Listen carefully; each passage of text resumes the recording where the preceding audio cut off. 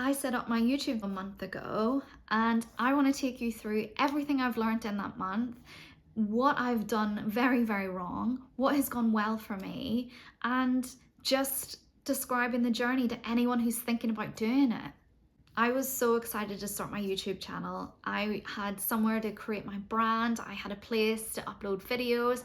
I'm a positive psychologist and work as a life and career coach. So what my goal was essentially is to create a space where I can give information to a new audience and educate them on the incredible effects that positive psychology can have on someone's life. I chose YouTube because it's the second biggest search engine on the internet, and I thought it was the perfect platform to promote my brand. So I wanted to start this journey completely organically, so I haven't told my friends or family that I've created this channel. I just wanted to do it myself and to really see that what I'm creating is working and people are interested in it. I thought YouTube would be really similar to Instagram, which I've also started simultaneously. And I thought I'll get 100 subs on YouTube one month and I'll get 100 followers on Instagram. And turns out Instagram, definitely that happened. I didn't even have to do much work for Instagram. I did like 20 odd posts, not even, and I have over 100 followers and they're engaged and they stay. They're not bots, which is great. Again, I wanted to do that organically, but YouTube has been a totally different ball game. My expectations for my first month, because I'm a planner, I thought, right, this is what I'm going to achieve. By month one, I wanted to have 100 subscribers and to post 2 videos a week. This was to tie in with my long-term goal for September, which is 2 months away, so a 3-month goal to have 1,000 subscribers on YouTube. And then I thought, this is when I monetize, but that didn't happen. And I will get to that in a little bit. One thing I learned very quickly with creating content was I had to go through a lot of trial and error. For example, when I uploaded my first video, within a few seconds of watching it, I just thought, what have I done? It is so bad, it is so embarrassing, but it has to stay there. I can't afford to lose any of the views. But it wasn't until I could see myself, no matter what I had in my head and how much I'd planned and how many videos I'd watched, when you put it into practice, it is completely different.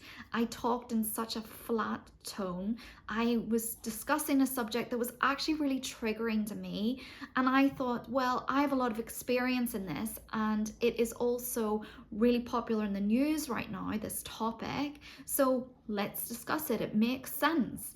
And it did not translate well. I really struggled making it and I struggled to watch it. A key thing you need to think about is your space. I found it quite difficult recording at home. My home is actually quite dark during the day, so I have brought a ring light, which has helped definitely. And I usually video in a guest bedroom because it's nice and quiet there, but the background does have a lot going on. And what I noticed with a lot of successful YouTubers is they don't have completely plain backgrounds, obviously, but a lot of them are just sitting in their living room. So this is my new background and hopefully it will look good. It's also quite difficult to come up with content depending on how often you want to post videos. As I say, I wanted to do 2 a week. What I found is it's actually quite hard to always be in a creative mindset or to have really interesting topics that 1, your viewer will be interested in, but 2, you want to talk about. So what's worked really well for me is when I'm in a creative flow, I will write down all the subjects I can think about and subtopics and just all the things that I think will make a good video, or things that you see your competitors doing that are really interesting or getting a lot of views online. That's a really good way to kind of jump on the bandwagon. So here's some things that I found quite difficult in the first month. Some of my videos have done well and some of them have done terrible, and I have no idea either way what's happened there. I do find that the time of day is really important, but when you have really low subscribers, YouTube can't tell you in your analytics when is a good time for your audience, when they're on often or when they're not on. And that's really important because once you send a video out, you need traction, you need engagement straight away. So this takes me to how I've learned all this new information, and most of it is very much following the right people on YouTube. Even though I have not blown up, I have not gone viral, I do not have many subscribers, I have found so much value with these influencers, or YouTubers I guess I should call them, who are really incredible at what they do. And you do start to see there's a trend between all of them, that they all discuss the same things, they all take the same actions, and it's almost like they're on the other side of figuring out how YouTube works. And the viewers just need to learn the key points to really get going with the traction and the engagement on their own channel. So people I love are Think Media, Modern Millie, vidIQ, and Robert Benjamin. Going to the actual logistics of what I do to create a video, I have actually downloaded an app called vidIQ that has come from that channel. They are fantastic with structure and thumbnail analysis. I also use that app for video inspiration. So I'll put some keywords in or a title that I'm thinking of, and the app will generate suggestions for me. And then once you've pieced everything together, so you've got a title, you've got a thumbnail, they'll also give you a structure of how to create an engaging video. So they'll suggest a hook that you can have, and then an introduction and the body and how you recap and summarize, and then your call to action, which is so helpful. It doesn't give you answers. It's not like AI where it's just a spiel and you just take it and run. You really do still need to be creative, but it's really helpful when you're a bit stuck or you're just a bit lost on what to do next. But there's one other little trick that I have learned, and that is paying for a promotion of your video. And it goes against everything I planned for this video. I didn't want to spend money, I wanted to do it organically, but I used my YouTube account on my phone, my iPad, and my laptop. And only on my laptop did it show up that I had an option to promote my video. So when I went into it, it actually showed me that I would only need as big a budget as I want to spend. So I put in £20, and I have seen so much growth with my subscribers. I have jumped in a week to having 22 more subscribers, which is more than double with what I had. I just chose a video that I was actually quite happy to send out. It wasn't performing particularly well, but I like the thumbnail on it and I like the topic, and it does represent what I want this channel to be a focus for. So I just thought, right, you know what, let's see how it does. And I will show you all the analytics, but it has got 147 views at the moment, and that's 7 days in. But then I have had some videos that have done so much better and I've had no promotion with them. I've had a short, and I really don't understand why it's done as well as it has. It's had nearly 300 views, and it's actually one of the first shorts I uploaded, and I don't understand why it's performed so well.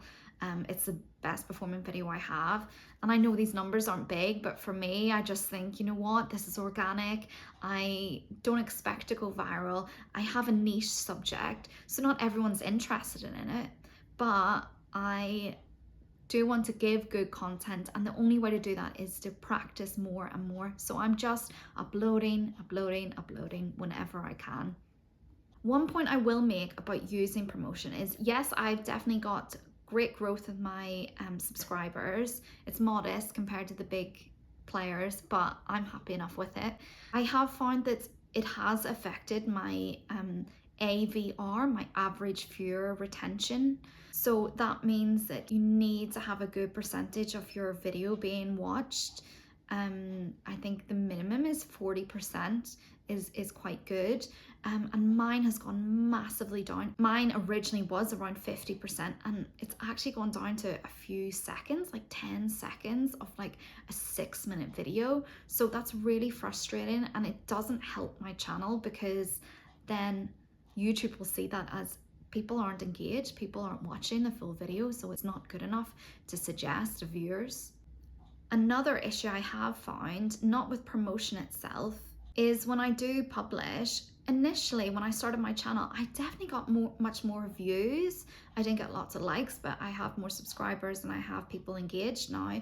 But I really struggle to get views, and I have found in some of my community pages with other channels I'm subscribed to that they've said the same thing about their own shorts and videos, that they're just not getting the numbers. People are normally getting thousands, tens of thousands views on their shorts, for example, and it's going down to like 10. And mine is suffering too. But one thing I have found that's helped is actually being involved in your community and posting on other people's pages and getting involved in conversations is really good at just one, gaining some more subscribers, but also just more views onto your channel. So this isn't an in-depth video, but I just wanted to give some space to those creators like me who have a really tiny following, a micro-sized following. It's really exciting to be part of YouTube. I love that I have a channel on it. I love that I can trial it. I can have feedback from others on what they're interested in, what they don't like, what subjects people are really interested in and need more education on. So from that perspective, I absolutely love it. It's not easy, but I also just love making videos, and you can find a way of doing it quickly and being consistent, which is definitely key. And if you can be okay with small growth, you will be okay on YouTube. You would just keep going. It won't stop if you keep putting the effort in. So if you've liked this video or find it valuable, I'd love to hear from you. Drop me a comment, tell me where you are on your journey, tell me something about your journey. What have you loved, what you haven't loved about YouTube? And please stick around, check out my other videos. They're mainly on self-development, goal setting, motherhood, positive psychology, all the things that you need for better well-being.